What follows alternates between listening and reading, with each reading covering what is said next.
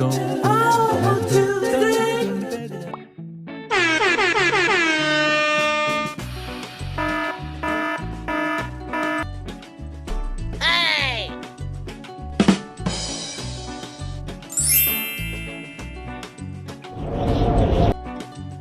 warahmatullahi wabarakatuh.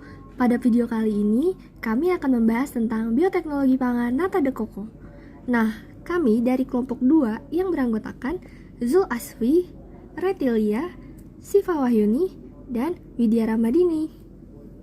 Tujuan pembelajarannya yaitu melalui penayangan video pembelajaran ini, peserta didik mampu memahami pemanfaatan bioteknologi konvensional dalam pembuatan Nata de Coco dengan tepat. Yuk kita simak videonya. Bau apa ya nih? Kayaknya kakak lagi masak tempe deh di dapur. Aku jadi pengen makan, lapar banget. Aha, apa kita ke dapur aja kali ya? Wah, kan bener, kakak lagi masak tempe ya? Aku lapar kak, aku lapar, mau makan tempe. Ya ampun, Ica tahu aja kakak lagi masak tempe. Yaudah kalau mau makan ambil piringnya sana. Bentar kak, aku mau nanya deh. Kak, tempe itu bukannya terbuat dari kacang kedelai ya kak? Tapi kok kacang kedelainya bisa nyatu-nyatu gitu? Good, pinter banget sih Ca. Kok tahu kalau tempe itu terbuat dari kacang kedelai? Tempe itu bener ya, terbuat dari kacang kedelai tapi dengan bantuan mikroorganisme hidup loh Ca. Tahu gak mikroorganisme itu apa? Iya, bakteri. Nama bakterinya itu Rhizopus sp, atau sering kita sebut ragi tempe. Nah Ca, karena tempe itu pembuatannya dibantu oleh mikroorganisme, jadi tempe itu merupakan salah satu bentuk dari pemanfaatan ilmu bioteknologi. Kak, itu yang di belakang apa? Oh, dari tadi Ica sopok sama yang di botol. Yang di botol itu sirup marjan rasa Nata de Coco. Enak loh. Nanti kita buka puasa pakai itu ya. Asik, buka puasa pakai marjan rasa Nata de Coco. Oh iya, pas Nata de Coco kakak jadi ingat Nata de Coco juga sama loh. Dia itu menggunakan fermentasi dalam pembuatannya, memanfaatkan bioteknologi. Ica tahu nggak sih bioteknologi itu apa? Ica belum tahu kak, emang bioteknologi itu apa sih kak? Nah, kalau mau tahu lebih lanjutnya mengenai bioteknologi, nah kakak punya guru yang bisa jelasin apa itu bioteknologi. Simak video selanjutnya. Halo, kenalin, aku guru yang bakal ngejelasin apa sih itu bioteknologi. Ini sudah ditemukan sejak ribuan tahun yang lalu dan menghasilkan berbagai produk berupa makanan, minuman, obat-obatan, hingga makhluk hidup. Jadi penasaran bagaimana sih cara kerja bioteknologi? Oke, kita bahas dulu sejarah perkembangan bioteknologi. Nah, bioteknologi ini berasal dari 3 kata, yaitu bios yang berarti hidup, lalu teknos artinya penerapan, dan logos yang berarti ilmu. Nah, dengan kata lain, bioteknologi ini merupakan cabang ilmu biologi yang mempelajari tentang pemanfaatan bagian makhluk hidup untuk menghasilkan barang atau jasa yang bermanfaat bagi manusia. Nah, penerapan bioteknologi ini sudah dilakukan oleh nenek moyang kita sejak ribuan tahun yang lalu. Oke, kita lihat perkembangannya. Nah, perkembangan dari bioteknologi ini dapat digolongkan menjadi 3 periode. Oke, yang pertama, periode bioteknologi tradisional. Nah, ini sejak 6000 sebelum Masehi. Ini ditandai dengan penggunaan mikroba, yaitu dengan melakukan fermentasi untuk pengolahan atau pengawetan makanan dan minuman. Nah, periode ini berlangsung sebelum tahun 1800 Masehi, diawali dengan pembuatan bir, itu berbahan dasar ragi yang dilakukan oleh masyarakat Babilonia. Nah, selain bir, terdapat pula makanan dan minuman yang diolah melalui proses fermentasi. Itu contohnya seperti roti, tempe, tape, oncom, dan kecap. Namun, pada zaman-zaman dulu itu dia belum mengenal istilah bioteknologi, karena zaman dulu itu nggak ada ilmu yang menjelaskan tentang hal tersebut. Nah, kemudian masuk ke periode kedua, yaitu periode bioteknologi ilmiah, itu 1800 sebelum Masehi, sampai pertengahan abad ke-19. Nah, pada zaman ini, manusia mulai menyadari bahwa proses fermentasi ini tidak terjadi begitu saja. Di mana berbekal rasa ingin tahu, mereka melakukan penelitian dengan menggunakan prinsip-prinsip ilmiah. Hasilnya berupa penemuan enzim dari ekstrak ragi yang dapat mengubah gula menjadi alkohol. Nah, dilanjutkan dengan penggunaan istilah bioteknologi ini di tahun 1919. Nah, pada periode ini hasil bioteknologi tidak hanya makanan, melainkan juga obat-obatan seperti antibiotik dan penisilin. Oke, selanjutnya periode ketiga, di mana periode bioteknologi modern ini setelah Perang Dunia Kedua sampai sekarang, di mana zaman semakin berkembang, kemudian kebutuhan manusia pun semakin bertambah.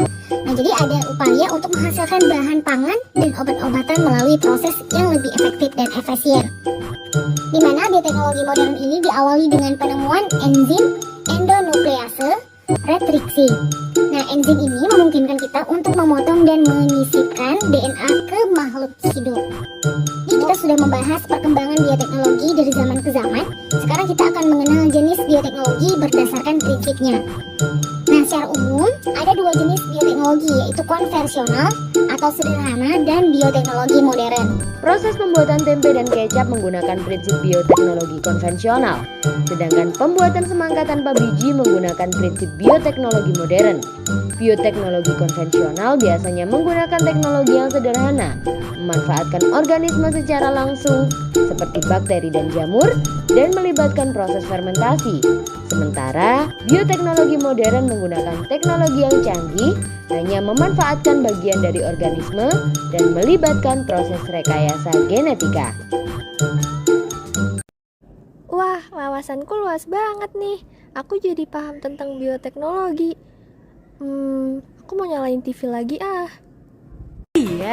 Wong Koko Nata de Coco mengandung IDF dan SDF, baik untuk pencernaan, syarat serat segar. Hanya di Wong Koko Nata de Coco. Cara buat nata de coco kayak gimana ya? Pembuatan nata de coco yaitu dimulai dengan menyaring air kelapa dengan kain. Kenapa harus disaring? Karena ini untuk memisahkan serabut atau batok kelapa yang terbawa ke dalam airnya.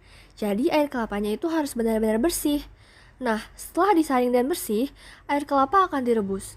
Perebusan ini dimaksudkan untuk membunuh bakteri dan juga jamur, yang dimana nantinya itu dapat mengontaminasi proses fermentasinya. Nah, saat perebusan ini bisa ditambahkan dengan bahan-bahan di antara lain seperti asam asetat glasial, nitrogen, dan juga gula. Nah, setelah dicampurkan semuanya dan telah mendidih, kemudian apinya dimatikan serta air kelapanya dimasukkan ke dalam wadah. Setelah itu, air kelapa yang ada di dalam wadah dipastikan suhunya hanya sekitar 30 derajat Celcius sampai 40 derajat Celcius. Jadi, suhunya tunggu ya hingga agak dingin. Nah, baru setelah itu kita bisa masukkan kultur bakteri ke dalam wadah tersebut. Nah, kenapa harus ditunggu sampai dingin dulu? Karena supaya kultur bakteri ini saat dimasukkan ke dalam air kelapanya itu tidak mati. Kemudian setelah kultur bakteri dimasukkan, lalu kita tutup menggunakan kertas. Nah, kenapa harus menggunakan kertas? Karena jenis bakteri dari pembuat nata de coco itu memerlukan oksigen untuk hidupnya. Intinya supaya oksigen bisa masuk ke dalam wadah. Kenapa menggunakan kertas ya? Karena oksigen itu bisa masuk ke dalam wadah. Nah, setelah ditutup, kita fermentasi atau diamkan air kelapa ini selama 7-14 hari. Kemudian setelah fermentasi itu sudah selesai, yaitu di mana saat air kelapa itu sudah berubah menjadi lapisan atau lembaran-lembaran. Lembaran tersebut biasanya berwarna putih. Kemudian, tahap berikutnya adalah lapisan-lapisan jeli atau lapisan nata de coco itu harus direbus kembali, yang dimana tujuannya untuk membuang sisa-sisa bahan seperti asam asetat, serta sumber nitrogen, dan juga untuk membunuh bakteri-bakteri. Jadi, nata de coco yang kita makan itu dalam keadaan bersih dan juga steril. Nah, setelah bersih dan steril, nata de coco ini bisa kita potong-potong untuk kita olah atau jadikan manisan ataupun es buah. Nah, jadi itu ya proses pembuatan dari manfaat nata de coco. Yang pertama, menurunkan kolesterol. Yang kedua, menurunkan glukosa darah pada penderita diabetes. Yang ketiga, mencegah konstipasi. Yang keempat, mengendalikan berat badan atau mencegah obesitas. Yang kelima, mencegah kanker kolon. Dan yang keenam, bermanfaat pada mikroflora di usus besar. Kesimpulannya, bioteknologi adalah pemanfaatan makhluk hidup secara utuh maupun bagian-bagiannya untuk menghasilkan atau memodifikasi produk yang bermanfaat melalui cara prinsip atau teknologi tertentu. Bioteknologi dapat dibedakan menjadi bioteknologi sederhana atau konvensional dan bioteknologi modern. Bioteknologi konvensional contohnya seperti tempe, tape, dan nata de coco. Lalu bioteknologi modern contohnya seperti inseminasi buatan, cloning, jagung bete, dan lain-lain. Bioteknologi pangan adalah ilmu yang mempelajari tentang pemanfaatan berbagai jenis mikroba atau mikroorganisme yang untuk menghasilkan produk bahan pangan manusia. Contohnya nata de coco. Nata de coco atau sari kelapa atau kolang-kaling dari air kelapa juga produk bioteknologi konvensional yang pembuatannya dibantu bakteri Acetobacter psilynum.